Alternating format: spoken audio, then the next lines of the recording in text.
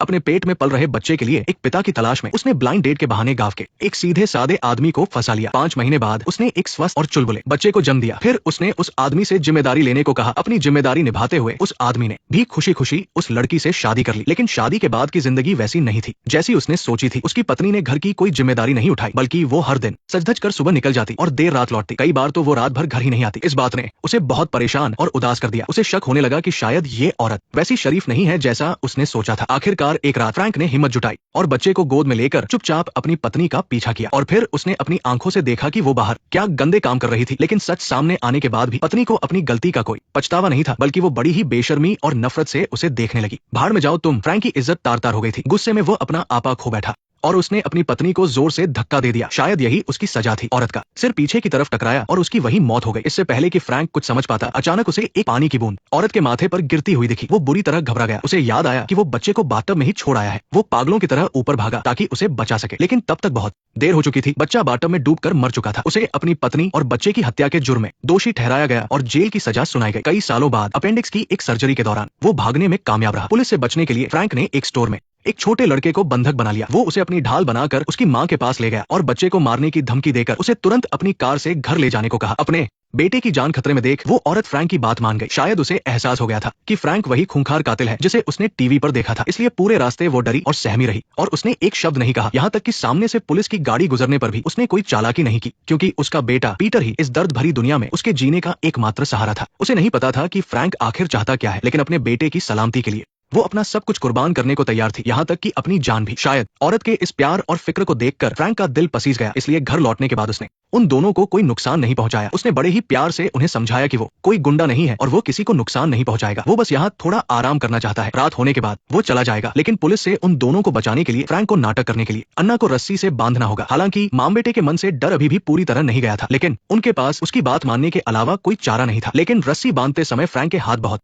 नरम थे, मानो वो अन्ना को कोई भी चोट नहीं पहुंचाना चाहता हो। शायद अपनी भूख मिटाने के लिए या फिर मां बेटे का शुक्रिया अदा करने के लिए फ्रैंक किचन में गया और उनके लिए खाना बनाया। चूंकि अन्ना के हाथ बंधे हुए थे, इसलिए उसने बड़ी सावधानी से हर निवाले को फूंक मारकर ठंडा किया और प्यार से उसे अपने हाथों से खिलाया। अपने सामने खड़े इस इतने अच्छे और प्यारे इंसान को देखकर अन्ना को यकीन ही नहीं हो रहा था कि ये एक खूंखार अपराधी है। पास खड़ा पीटर भी ये सब देखकर सोच में पड़ गया। शायद ये आदमी सच में वैसा बुरा नहीं है जैसा टीवी पर बताया जा रहा था। जब रात हुई तो फ्रैंक ने अन्ना के हाथ खोल दिए। वो अंधेरे का फायदा उठाकर वहां से निकलना चाहता था, लेकिन तभी बाहर पुलिस के सायरन की आवाज आने लगी। ऐसा लग रहा था मानो पुलिस ने गश्त बढ़ा दी है। मजबूरी में फ्रैंक को सही मौके के इंतजार में वहीं रुकना पड़ा। अगली सुबह जब अन्ना और उसका बेटा गहरी नींद में सो रहे थे तो फ्रैंक ने उनके लिए नाश्ता तैयार कर दिया। खाने की खुशबू ने न सिर्फ उनकी नींद तोड़ी, बल्कि पीटर के मन से फ्रैंक का डर भी पूरी तरह निकाल दिया। अब वो फ्रैंक से बिल्कुल भी नहीं डर रहा था। डर की जगह अब उसके मन में फ्रैंक के लिए एक इज्जत सी बन गई थी। तुम वहां से कैसे भागे? मैंने पुलिस से कहा कि अगर वो यहाँ से गया तो मैं खिड़की से कूद जाऊंगा। ये सुनते ही वो घबरा गया और सिगरेट पीने बाहर चला गया। फ्रैंक की आवाज में बहुत प्यार था, जैसे कोई पिता अपने बेटे को मुसीबत से बचने के गुर सिखा रहा हो। जैसे जैसे उनकी बातें आगे बढ़ी, उसने अपने दिल की बातें भी उनके साथ शेयर की। तभी अचानक अन्ना खुद रस्सी लेकर आगे आई और फ्रैंक को उसे बांधने का इशारा किया, लेकिन फ्रैंक ने कहा कि अब इसकी कोई जरूरत नहीं है। उसने बड़े प्यार से समझाया कि अगर कल को पुलिस उसे पकड़ भी लेती है तो ये रस्सी उन्हें बेकसूर साबित करने के लिए काफी होगी। उसका ये बदला हुआ रूप देखकर अन्ना का डर और कम हो गया। पीटर के कहने पर अन्ना ने भी फ्रैंक के हाथ का बना नाश्ता लिया और एक छोटा सा निवाला अपने मुंह में रखा। खाने का स्वाद बहुत ही लाजवाब था। उस पल उसकी आंखों में एक अलग सी चमक आ गई। अन्ना को यकीन नहीं हो रहा था कि बाहर से इतना सख्त दिखने वाला आदमी इतना स्वादिष्ट खाना बना सकता है। मां बेटे के इस एहसान का बदला चुकाने के लिए फ्रैंक ने घर के सारे काम अपने सिर ले लिए। उसने छत पर जमा सूखे पत्ते साफ किए और टूटी हुई सीढ़ियों की मरम्मत की। इतना ही नहीं, उसने पीटर के साथ मिलकर अन्ना की कार भी ठीक की। इस दौरान फ्रैंक किसी प्यार करने वाले पिता की तरह पीटर को अपनी माँ का ख्याल रखना सिखा रहा था। वो उसे समझा रहा था कि अपनों के दूर जाने से पहले ही उनकी कद्र करना सीखो, वरना बाद में सिर्फ पछतावा ही रह जाता है। शायद ये बात उसने अपनी जिंदगी की गलतियों से सीखी थी। उसने उन्हें बताया कि वो जेल से इसलिए भागा था ताकि वो एक हादसे में मारे गए अपने माता पिता को खुद दफना सके। फ्रैंक की हर एक बात पीटर के दिल में सीधे उतर रही थी। पता नहीं क्यों इस भागे हुए कैदी में पीटर को एक पिता की वो कमी पूरी होती दिख रही थी जो उसने हमेशा महसूस की थी। सुबह से लेकर शाम तक वे एक साथ काम करते रहे। खाली वक्त में फ्रैंक ने पीटर को बेसबॉल खेलने के तरीके भी सिखाए। उसका वो सख्त मगर प्यारा अंदाज ऐसा था मानो वो अपने ही सगे बेटे को कुछ सिखा रहा हो। ये वो प्यार था जिसके लिए पीटर बचपन से तरस रहा था। एक तरफ खड़ी अन्ना इस खूबसूरत और प्यारे नजारे को देखकर बहुत भावुक हो रही थी। उसे यकीन हो गया था कि इस आदमी का दिल बुरा नहीं है। कुछ ही समय में मां बेटे दोनों ये भूल चुके थे कि फ्रैंक एक भागा हुआ मुजरिम है। अन्ना ने तो सुई धागे से उसकी फटी हुई पैंट की सिलाई भी कर दी। उसकी इस छोटी सी फिक्र में एक अनकहा सा प्यार छिपा था। वही फ्रैंक ने भी इस प्यारे से माहौल में अन्ना के पैर पर लगे चोट के निशान के बारे में पूछा। लेकिन तभी इस खुशनुमा माहौल में अचानक बाहर से किसी के जोर जोर से दरवाजा पीटने की आवाज आई। फ्रैंक ने तुरंत अन्ना को पकड़कर नीचे किया और घबराते हुए पीटर को बाहर वाले शख्स को वहां से भेजने के लिए कहा। मुझे यकीन है तुम कोई गड़बड़ नहीं करोगे। जब पीटर ने दरवाजा खोला तो उसे पता चला कि बाहर उनकी नई पड़ोसन खड़ी है। वो उन माँ बेटे के लिए आड़ू लेकर आई थी और उन्हें सावधान करने आई थी कि इलाके में एक कातिल घूम रहा है, इसलिए वे अपना ख्याल रखें। फ्रैंक को पुलिस के हवाले करने का ये सबसे अच्छा मौका था, लेकिन पीटर न सिर्फ चुप रहा बल्कि उसने बड़ी ही चालाकी से बहाना बनाकर पड़ोसन को वहां से भेज दिया। ये देखकर फ्रैंक ने राहत की सांस ली। उसे अंदर तक ये महसूस हुआ कि पीटर उस पर कितना भरोसा करता है। उसने एक पिता की तरह पीटर को शाबाशी दी। ये सुनकर पीटर के चेहरे पर एक प्यारी सी मुस्कान आ गई। पास ही चुपचाप ये सब देख रही उसकी माँ को भी ये प्यार भरा नजारा बहुत अच्छा लगा। उसके दिल में दबा हुआ प्यार अब धीरे धीरे बाहर आ रहा था। अन्ना और पीटर के इस भरोसे का शुक्रिया अदा करने के लिए फ्रैंक ने पड़ोसन के लाए आड़ू से एक फ्रूट पाई बनाने की सोची। ये उसकी एक खानदानी और खास रेसिपी थी जिसे वो आज पूरे दिल से उन्हें सिखाना चाहता था। उस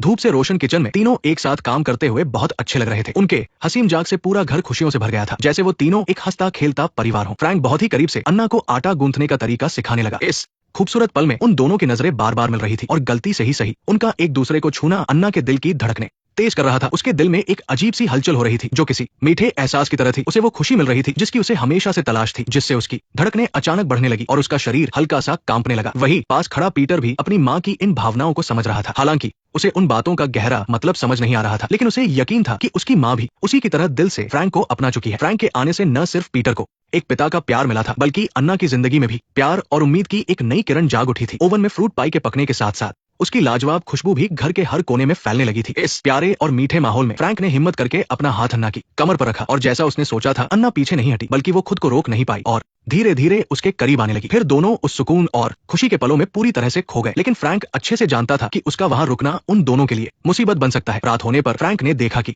खिड़की के बाहर से गुजर रही पुलिस की गाड़ी अब दूर जा चुकी है। वो समझ गया कि भागने का यही सही मौका है। ये बात सुनकर पीटर एकदम से चौंक गया, जैसे कोई गहरी नींद से जागा हो। माँ के चेहरे पर भी उदासी साफ नजर आने लगी। इन हालात में उनके इस सच्चे प्यार को देखकर फ्रैंक के मन में भी दुविधा होने लगी, लेकिन आखिरकार उसने वही रुकने का फैसला किया। हालांकि उसके मन में अभी भी कई सवाल और डर थे। अपने इस फैसले को लेकर वो पूरी तरह से श्योर नहीं था। उसके अंदर चल रही ये कशमकश और बेचैनी उसे अंदर ही अंदर रोक रही थी। फिर भी एक अच्छी और खूबसूरत जिंदगी की चाहत और एक मर्द होने के नाते उसकी जिम्मेदारियों ने उसे अनजाने में ही इस परिवार से जोड़ दिया। उसने इस बात को भी अपना लिया था कि पीटर उसे अपना पिता मानता है। उनकी जिंदगी अब एक नई राह पर चल पड़ी थी। भले ही वो अन्ना के साथ बाहर घूम नहीं सकता था, लेकिन फ्रैंक एक अच्छे पति की सारी जिम्मेदारियां निभा रहा था। घर के कामों के बाद उनका एक साथ डांस करना दोनों के दिलों को बहुत सुकून देता था। उनके वो कदम और नजरों का वो मिलना उनके दिलों को बहुत ही ज्यादा सुकून पहुंचाता था। जिंदगी के वो पुराने दर्द और तकलीफें अब एक दूसरे के साथ से धीरे धीरे मिटती जा रही थी और उनका प्यार बढ़ता जा रहा था। लेकिन फ्रैंक का एक मुजरिम होना उनकी इस खुशी पर पानी फेर सकता था। उन्हें हर वक्त सतर्क रहना पड़ता था। उसी दिन दोपहर को वो पड़ोसन जल्दी से उनके घर में आई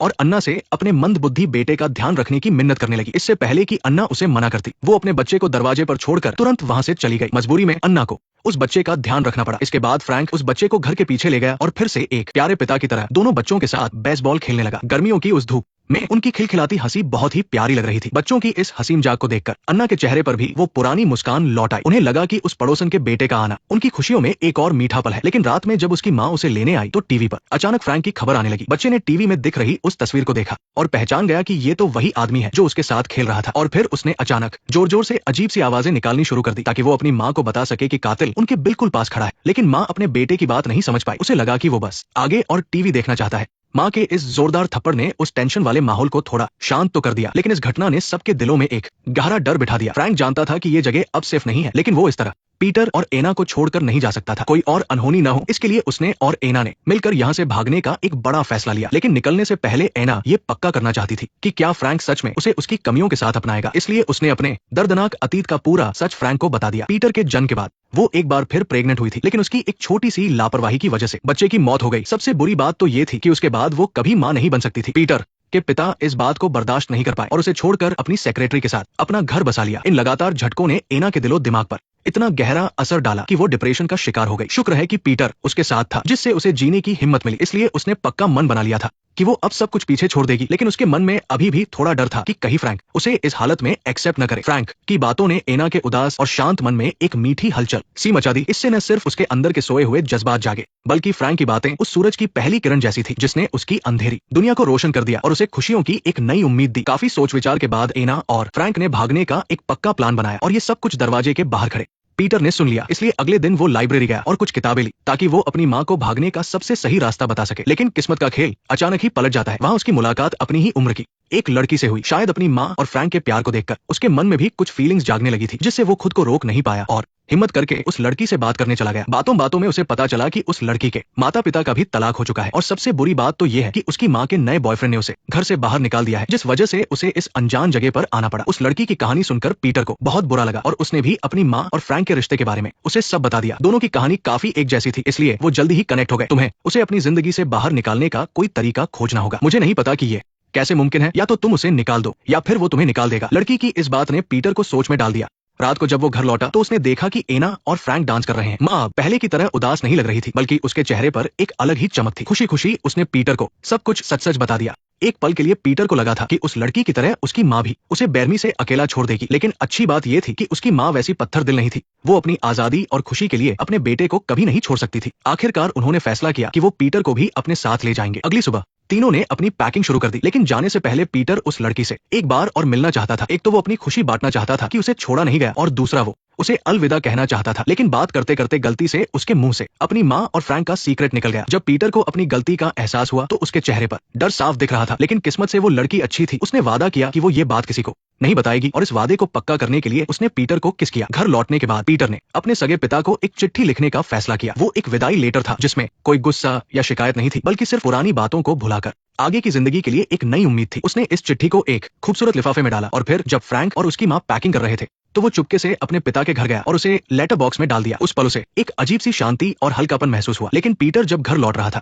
तो एक पुलिस वाले की नजर उस पर पड़ी, जो उसकी माँ पर बुरी नजर रखता था। पीटर के मना करने के बावजूद उसने अपनी पावर की धौंस जमाई और पीटर को घर छोड़ने की जिद करने लगा। मजबूरी में पीटर को उसकी बात माननी पड़ी। जब वे घर पहुंचे तो पास ही खड़ी एना ने जब अपने बेटे को पुलिस की गाड़ी से उतरते देखा तो वो घबरा गई, लेकिन शुक्र है कि डरने वाली कोई बात नहीं थी। पुलिस वाले को बस इस बात की चिंता थी कि पीटर का अकेले जाना सेफ नहीं होगा, इसलिए वो उसे घर छोड़ने आ गया, और साथ ही उसने दोनों को अलर्ट भी कर दिया क्योंकि आसपास कोई कातिल घूम रहा था। इसी बीच ऊपर से फ्रैंक भी ये सब देख रहा था। उसे समझ आ गया कि अब यहाँ रुकना खतरे से खाली नहीं है। मामला और न बिगड़े, इसलिए उसने एना को तुरंत बैंक से कैश निकालने को कहा। लेकिन जब दोनों बैंक पहुंचे तो उन्हें पता चला कि बैंक का एक अजीब नियम है कि एक साथ इतना सारा कैश निकालने के लिए एक पक्की वजह बतानी होगी। बैंक वालों के तीखे सवालों से एना इतनी घबरा गई कि वो कांपने लगी और उसके मुंह से शब्द नहीं निकल रहे थे। ये देखकर बैंक मैनेजर को थोड़ा शक होने लगा। इस नाजुक मौके पर पीटर को फ्रैंक की बात याद आई और उसने बड़े ही आराम से सारा सच उगल दिया। और सच में फ्रैंक ने कहा था कि सच बोलना ही अक्सर लोगों को गुमराह करने का सबसे अच्छा तरीका होता है। पीटर की बातों से न सिर्फ बैंक वाले हंस पड़े, बल्कि उनका सारा शक भी दूर हो गया। दूसरी तरफ घर पर बल्ब ठीक कर रहे फ्रैंक को अचानक आई एक पड़ोसन ने देख लिया। बचने के लिए उसने झूठ बोल दिया कि वो एना का बुलाया हुआ इलेक्ट्रिशियन है। ये सुनकर पड़ोसन का शक दूर हुआ और वो अपना सामान रखकर जल्दी से वहां से चली गई। लेकिन फ्रैंक को अभी भी डर था कि कहीं उस औरत ने उसे पहचान तो नहीं लिया। पड़ोसन के जाने के कुछ ही देर बाद पीटर और उसकी माँ भी हड़बड़ी में घर लौट आए, लेकिन ऐसा लग रहा था जैसे खतरा भी उनके पीछे पीछे आ गया है। जैसे ही वे सब कुछ पैक करके निकलने वाले थे, तभी अचानक बाहर पुलिस के सायरन की तेज आवाज आने लगी। उस पल सबके चेहरों पर खौफ साफ दिखाई दे रहा था। एना ने फ्रैंक को अकेले ही भाग जाने के लिए कहा, लेकिन फ्रैंक जानता था कि अगर वो ऐसे ही भाग गया